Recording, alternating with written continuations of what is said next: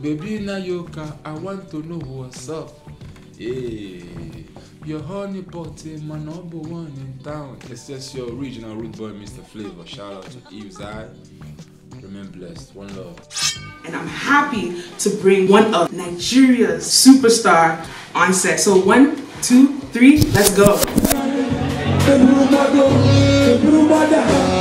Baby, baby, fire the go. All the boys sit down below, and the one song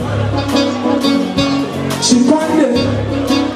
No say she be waka waka, baby. Ooh, baby, wanna baby. And I must tell my mama, and I must tell Presot, and I go down and say you be waka waka, baby. Me a be chuku baby. Baby sawale,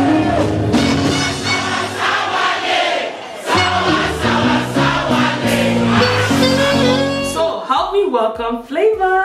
How are you? Good, great. That's good. So are you excited to be in Toronto for the second time? Wow. How big of a deal is that for you? Well, it's a big deal because it took like a whole lot of time to get here. So of course it's a big deal, you know, and the preparation and everything. So I'm so excited to be here. You know, I can't wait for the D-Day. Yes. So it being, let's say Nigerian Independence, also Nigerian Independence, but this is going to be your own concert and you're doing it on such a great day. Yeah. So like, that's a big privilege on your end. So being in Toronto, how was it like for your first time being in Toronto and what are we bringing to this time in Toronto? Yeah, the first time, let me say, was like an introduction, you know, and then this time around, like the real thing, you know. It's like 4 years now, and over the years I've grown, you know, matured musically and otherwise. So I'm very much prepared for the fans to give them, you know, a whole lot of entertainment, you know, singing all my hit songs, dancing, you know, with the band and everything. Is gonna be great. Did you say band? Yeah. That is, oh my, did you say like, so we're gonna have live? Yeah. Wow, that's really good. So let's talk flavor.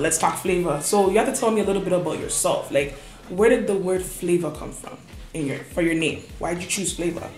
Yeah, you know, it's always difficult finding a name for yourself as an artist. You know, like, it's something you go through over and over again with yourself, trying to find that blend, you know. At some point, you don't even know where you're going with the name, you know, or whether it's gonna suit what you're doing in the long run or not. You know, so, but for me, I would say the name Flavour came, it was just divine. I was meant to have that name. I was not really thinking of a name for myself. When I thought about a name, I gave myself one, you know, crazy name. Tell me the crazy name. Tell me the crazy name. It was a long time ago, you know. I named myself after my sister's boyfriend. Hey! You know, because like I like the guy so much, so.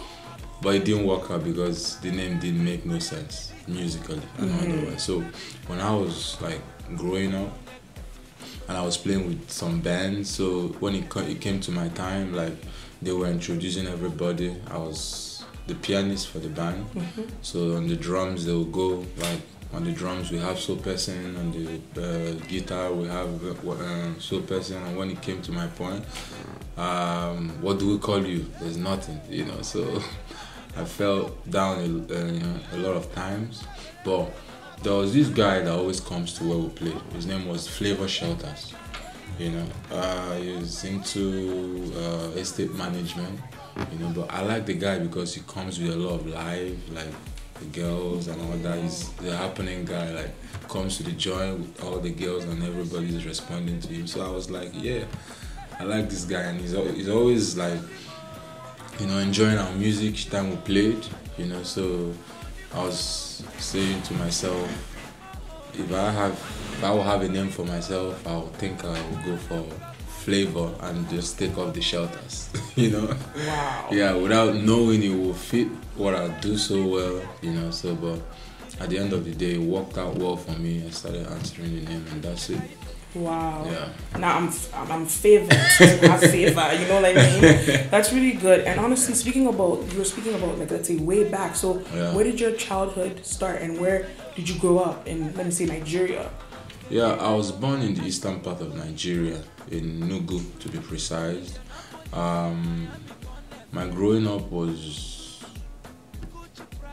nothing really fun because I'm like the 10th child of the family, you know when they have like 12 children and I'm like 10, number 10.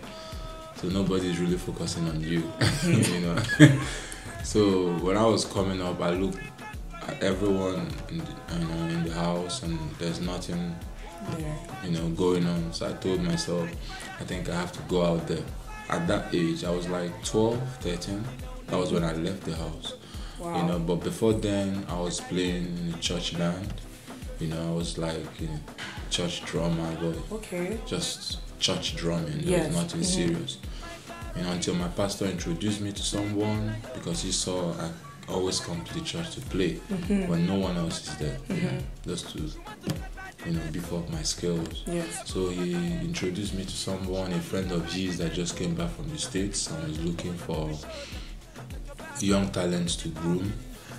So he's told me that my age would fit into what his friend was doing at that point, and asked me if it's something I would like to go check out for myself. And I told him, yes, just give me the address. He gave it to me. I went there, and it was just what I wanted. Musical instruments everywhere, high class ones. It's a top band that's made up of like more than 30 people playing jazz. When I came there, I was not up to their standard, nothing even near. I was just a boy. I was part of the ones that was going to be groomed to get to the stage whereby, I play with the big guys. So it was a dream come true for me. I went there and they liked me. The man himself, the top man, he liked me, asked me to go show him what I know how to do. I told him I didn't know much. It was just the church, and he said, no, do it, you want to see. So he saw like my timing, my precision. He saw the love. He saw the way I was hitting the drums like I want to own it, So he told me, if this is what I want to do, that this is home for me. So I went back home, told my parents. It was like we went back and forth, but finally they didn't agree, so I had to leave home. Wow. So it was not easy for me growing up, like the kind of parents that I had. Like, they didn't really understand anything about music. They thought it was like I was going insane. I was going to go out there and forget my roots and all that. My mom always wanted me to go to school, do this, do that, but it wasn't working. For the family I was coming from, it's just not easy. I totally understand where you're coming from, because like African parents is like, it's either you're a doctor, a nurse, a practitioner, that's it. That's it. So I understand where you're coming from. Yeah, so at the long run, I left home entirely. Like, I went there. My parents, they looked for me for about a couple of months. They didn't see me, but they knew I was okay because they were hearing reports that we used. So you went out of your let's say your comfort zone just for music. Yeah. Just because you knew where you were going to go in the future. Did you know that you're going to be a superstar? I didn't know. I was just going there just for the love of music. Because when I went there for the first time, I saw what they were doing, and that was just exactly what I wanted for myself. As in comparing it to the one they were doing in the church, it was just different. The church one was the basics. Yes.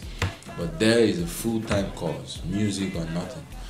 So I went there. That was where I learned everything. I learned how to play the drums, the piano, the guitar, and a little bit of singing.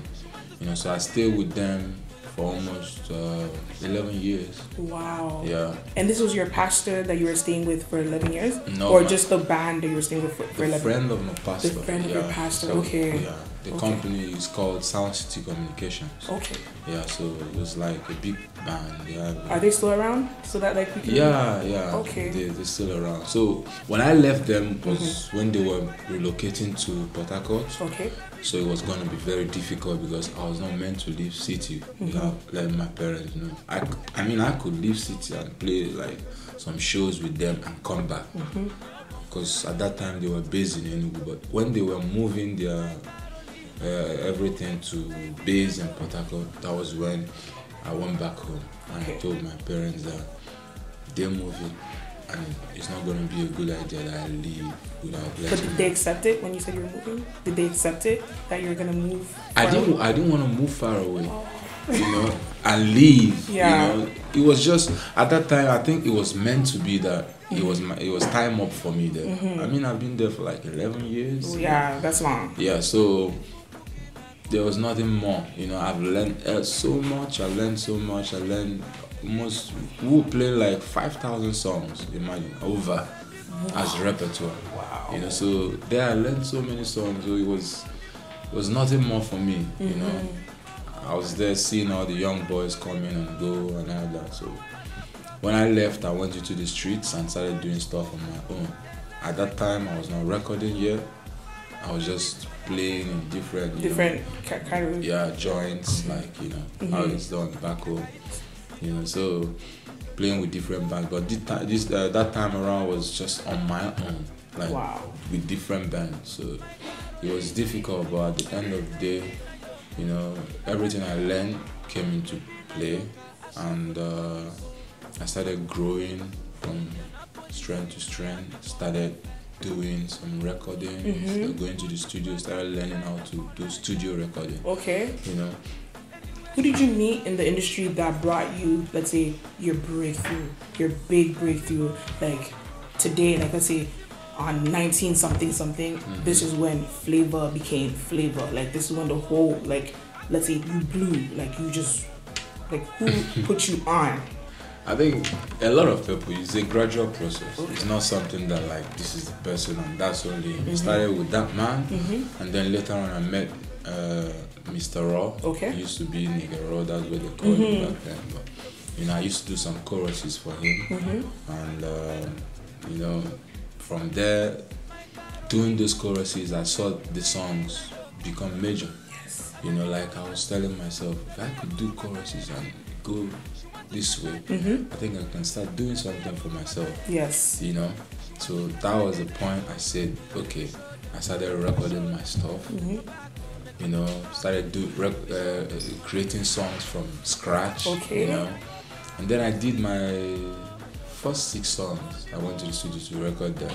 What were the first 6 songs, if you don't mind sharing? I need to know, because like... No, I did end up bringing it out. Oh, because so you have unrecorded stuff that are laying there? No, back then. Back then? Yeah. And you're not dropping them anytime soon? No. You have to share to the world. I didn't bring it out because at that time, I played what was happening, what the top songs. I compared with what I had. I told myself, I don't think it's time for me. I think I need to grow. So I put all the 6 songs behind me, and thank God I didn't release it, because if I had, it wouldn't have come out the way I want. You know, I would have expected it to.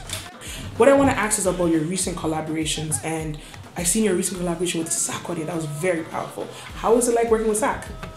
Awesome. He's a great guy. You know, I've always known him like from when he started, like listening to his music.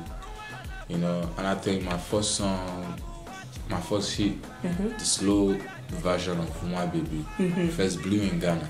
So I used to go to Ghana a lot at that time, do some club shows and all that. So I spent time listening to Ghanaian music, you know. Yes. And I noticed Sark, you know, noticed how fast, you know, he raps. And all that. So I always say to myself, one day I'm gonna do something with this guy and all that.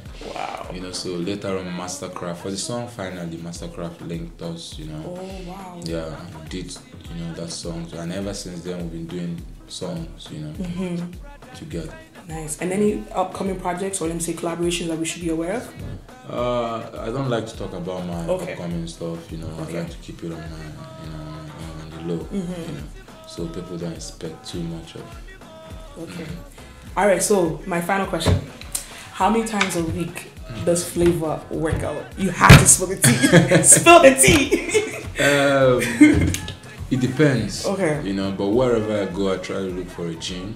Okay. You know, because my work is not steady. Okay. You know, like I'm always traveling, and sometimes it gets very difficult. You know, but I know like I've built that strength, that inner strength in me, like to always stand up for it, because I know I need to train hard so that I can exercise whatever thing I want to do on stage, like bring it out however I want it, without feeling like no more strength inside, you know.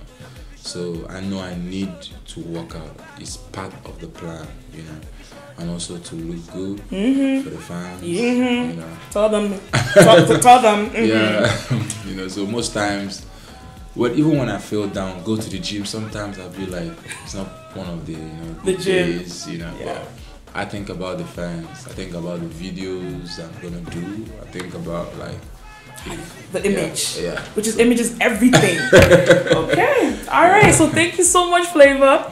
I kind of wanted to slip in who's your favorite celebrity crush, but I don't know if you're gonna spill the tea for us. So I don't know. Female crush. Crush? Yes. Okay, international wise, not African. You didn't ask African. International. There are so many of them, so just mention one. I can't mention just one. It will be cheating to myself. Okay, then mention three. You gonna mention it though? You know, I'm trying out here. You know, like I wish I could. So many of them. Okay. All right. Thank you so much, Flavour. It was nice having you, and honestly, we are excited for you. On Saturday, we're gonna be waiting for the live band, and you know. So, yeah. Any final remarks for the people who are watching? Yeah, I want to say, shout out to everybody that's been watching this interview, and shout out to the fans. I love you guys. Remain blessed. You guys should come out on Saturday. We're gonna have a good show, a great show. Mr. Flavour live in Toronto. Oh yeah, them.